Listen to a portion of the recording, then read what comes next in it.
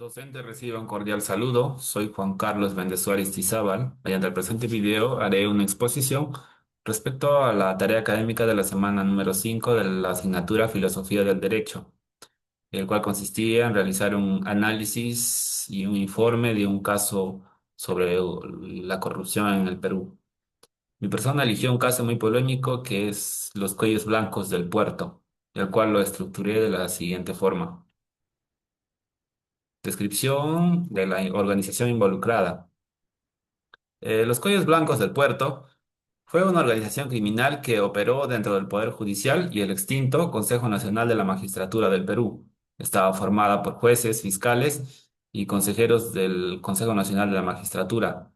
También estaban dentro de esta organización abogados, empresarios y políticos, todos trabajando juntos para obtener beneficios personales mediante la corrupción. Sus principales delitos fueron el tráfico de influencia, el cohecho y la negociación incompatible. En cuanto al tráfico de influencias, usaron su poder para intervenir en casos judiciales o administrativos. En cuanto al cohecho, recibieron y dieron sobornos para asegurar decisiones favorables. En cuanto a la negociación incompatible, tomaron decisiones que beneficiaron intereses propios o de amigos en lugar de proteger a la ciudadanía. No se trataba de actos aislados, la organización funcionaba de manera muy organizada, con roles específicos. Los jueces y fiscales decidían los casos y los consejeros del Consejo Nacional de la Magistratura manipulaban nombramientos. También los abogados y empresarios intermediaban los sobornos.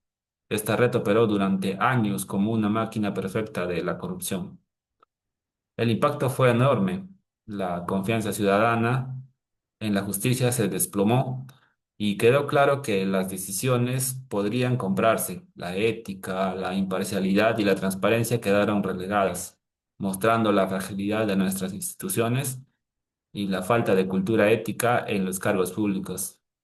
En este caso nos enseña que es fundamental fortalecer las instituciones, garantizar transparencia y promover una ética pública sólida para que la justicia cumpla su verdadero rol en la sociedad.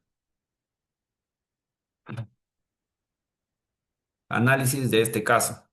En julio del 2018, el portal IDL Reporteros difundió una serie de audios que sacudieron el sistema judicial peruano. Estas grabaciones mostraban un caso grave de corrupción en el que altos funcionarios judiciales y miembros del extinto Consejo Nacional de la Magistratura coordinaban favores judiciales a cambio de beneficios personales. No se trataba de actos aislados, sino de un patrón organizado en el que se manipulaban nombramientos de jueces, las decisiones en casos estratégicos favorecían intereses particulares y por encima de la ley y de la justicia. Entre los principales involucrados se encontraban César Inostroza, el presidente de la Corte Suprema de ese momento, Walter Ríos, presidente de la Corte del Callao, y los consejeros del Consejo Nacional de la Magistratura, Guido Águila, Iván Noguera y Julio Gutiérrez. Su participación evidenció que la corrupción había llegado a los niveles más altos del sistema judicial, debilitando la independencia de los jueces y fiscales y mostrando así la fragilidad de los mecanismos de supervisión y control interno. Este caso tuvo un impacto profundo en la confianza ciudadana. La población percibió que la justicia podía ser comprada y manipulada, lo cual generó una crisis de legitimidad en el sistema judicial. Además, también puso en evidencia que la corrupción no solo afecta a la justicia, sino que también puede extenderse a otros ámbitos políticos y sociales, afectando de esta manera la gobernabilidad y la ética pública en general.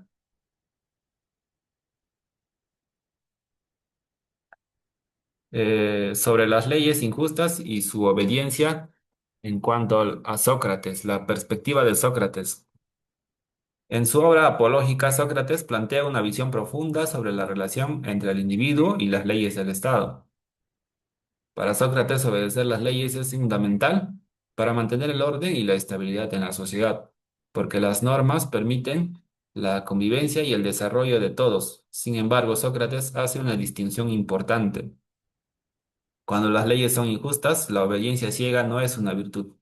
Según él, La ley humana debe estar alineada con principios éticos universales como la justicia y la verdad.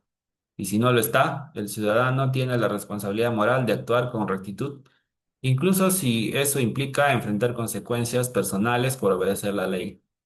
Aplicando esta perspectiva de Sócrates, el caso de corrupción judicial en el Perú, se puede ver que muchos jueces y funcionarios no cumplieron con este deber moral. En lugar de proteger la justicia, manipularon los procesos judiciales, favorecieron intereses personales y coordinaron favores entre ellos, actuando en contra de los principios éticos que deberían guiar su labor. Según Sócrates, ellos tenían la responsabilidad de resistir a la corrupción, aun cuando los mecanismos institucionales no aseguraran su cumplimiento, y al no hacerlo atentaron contra el bien común y la legitimidad del Estado.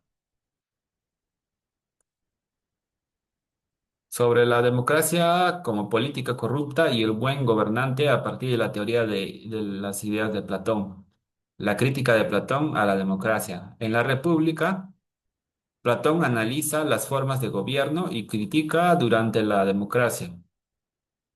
Para él, el gobierno de la mayoría tiene riesgos porque puede llevar a poder a las personas, puede llevar al poder a las personas sin virtud ni preparación ética, cuando los gobernantes actúan motivados por la ambición y los intereses personales. La democracia genera desorden, corrupción e incluso tiranía. Platón advierte que la libertad excesiva, sin criterios morales, hace que los ciudadanos sean fácilmente manipulados por líderes carismáticos y las leyes pueden usarse en favor de unos pocos en lugar del bien común. Como alternativa, propone la figura del filósofo rey, que es un gobernante guiado por la razón, la justicia y la sabiduría, cuya misión es garantizar la armonía social. Si aplicamos esta crítica al caso de los cuellos blancos del puerto, vemos que muchos jueces y consejeros carecieron de la virtud que Platón exigía en un buen gobernante. Su conducta estuvo guiada por intereses personales, tráfico de influencias y corrupción, debilitando así la confianza y la justicia y dañando el bien común, como bien ya se dijo. Sobre la justicia y la moral en la ética de Nicómano, de Aristóteles, la virtud como equilibrio.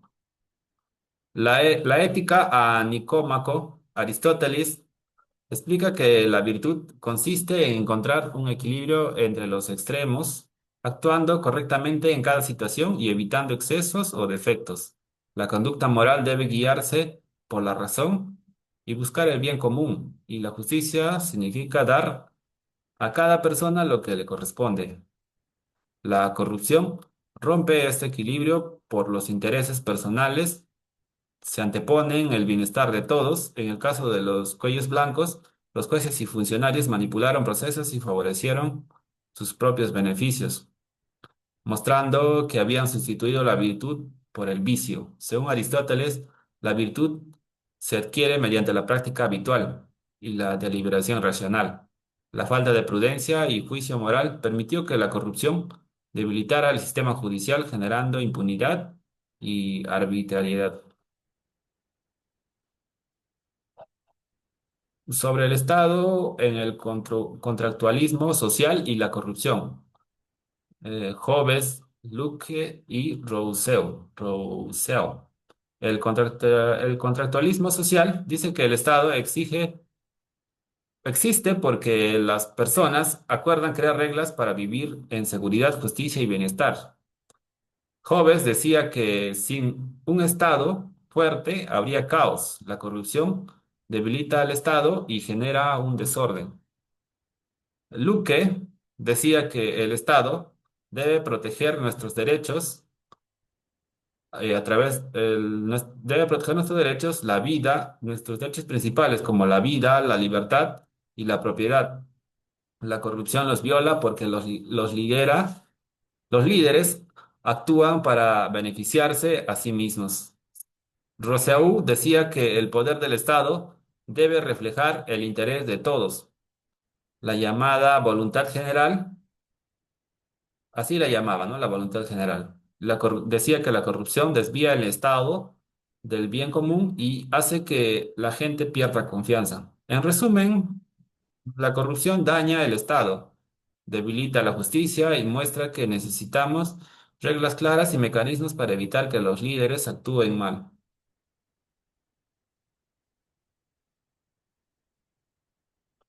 Sobre el deber moral de Kant, el imperativo categórico. Kant plantea que la moral no depende de los resultados de nuestras acciones, sino del deber. Según su imperativo categórico, debemos actuar solo según principios que podrían ser aplicables a todos sin generar contradicciones, es decir, que puedan convertirse en una ley universal. La corrupción va en contra de este principio porque prioriza los intereses personales y no podría ser aplicable si todos actuaran de la misma manera. Si todos los funcionarios si todos los funcionarios fueran corruptos, el sistema judicial colapsaría. Kant también plantea o resalta la dignidad de cada persona. Tratar a los demás como medios para beneficio propio, como sucede en la corrupción judicial, es moralmente incorrecto. En el caso de los cuellos blancos, los jueces y funcionarios actuaron guiados por intereses personales, manipulando y favoreciendo a unos pocos. Según Kant, estos actos no solo son ilegales, sino que también son moralmente inaceptables porque violan la ley moral universal y socavan la justicia y el bien común. Para finalizar, las conclusiones y propuestas de solución. El caso de los cuellos blancos mostró la corrupción sistémica. Mostró que cómo la corrupción sistémica puede debilitar la justicia y la confianza de la ciudadanía.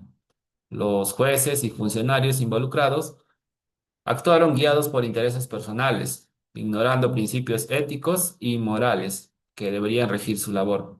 Filosóficamente se puede analizar así, ¿no? Según Aristóteles, violaron la virtud porque priorizaron los intereses propios sobre el bien común. Y según Kant, sus actos no podrían ser ley universal y por tanto son moralmente incorrectos. Y según Platón, la falta de líderes virtuosos. Según Platón, la falta de líderes virtuosos permitió que la corrupción se consolidara. A nivel institucional, este caso reveló debilidad en los mecanismos de supervisión, impunidad, lentitud procesal y poca transparencia, lo que facilitó que los actos corruptos se repitieran. Ahora, para solucionar este caso, hago una serie de proposiciones para la reforma integral. Como primer punto sería fortalecer instituciones con supervisión autónoma, selección de jueces basados en méritos y autorías constantes. También fomentar educación ética con programas continuos sobre virtudes, ética profesional y casos prácticos. También impulsar participación ciudadana mediante accesos a información, observatorios judiciales y educación cívica. También aplicar sanciones efectivas y procesos rápidos, además de reparar el daño causado. También promover un cambio cultural que ponga la ética, la transparencia y la responsabilidad en el centro del trabajo. Para finalizar, se diría que la implementación de estas medidas busca restaurar la confianza en la ciudadanía, reduciendo la corrupción y construyendo un sistema judicial más justo, transparente y confiable. Gracias.